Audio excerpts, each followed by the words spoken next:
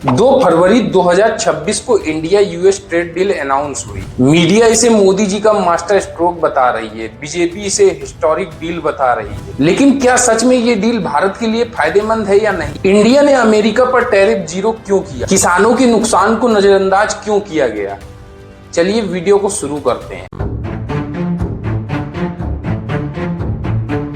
दोस्तों, 2 फरवरी 2025 को अमेरिका के राष्ट्रपति डोनाल्ड ट्रंप ने इंडिया यूएस ट्रेड डील की घोषणा की। अमेरिकी राष्ट्रपति ने सोशल मीडिया में बताया कि भारतीय वस्तुओं पर टैरिफ को 50% से कम कर 18% कर दिया गया है। उन्होंने बताया कि भारत अब रसिया से तेल नहीं खरीदेगा। भारत अब तेल को रसिया की जगह अमेरिका या फिर वेनेजुएला से खरीदेगा। इस डील की सबसे बड़ी बात है कि भारत अमेरिकी कृषि उत्पादों के लिए भारत का मार्केट खोल रहा है और इसके साथ ही भारत अमेरिकी सामान पर 0% टैरिफ लेगा। सोचिए ये डील किस तरह से की गई है और मीडिया इस डील को मास्टर स्ट्रोक बता रहा है। बीजेपी नेता इस डील के लिए मोदी जी का सम्मान कर रहे हैं। अमेरिका के राष्ट्रपति ने बता दिया कि किन शर्तों पर ट्रेड डील हुई है, लेकिन मोदी जी की सरकार ने अभी तक कंफर्म नहीं किया किन शर्तों पर ट्रेड डील हुई है। सरकार बस डील को सेलिब्रेट करने में लगी है। इस डील को सरकार हिस्टोरिक डील बता रही है, लेकिन ये डील भारत के फायदे से ज्यादा किसी प्रेशर में की गई डील ज्यादा लग रही है। राष्ट्रपति ट्रंप ने बताया कि हमने टैरिफ 50 से 18% कर दिया। इसे ही सरकार और मीडिया सेलिब्रेट कर रही है, जबकि साल 2025 में डोनाल्ड ट्रंप की टैरिफ प्लान से पहले अमेरिका 3 से 10% तक ही टैरिफ लेता था और अब 50 से घटाकर 18 कर दिया है।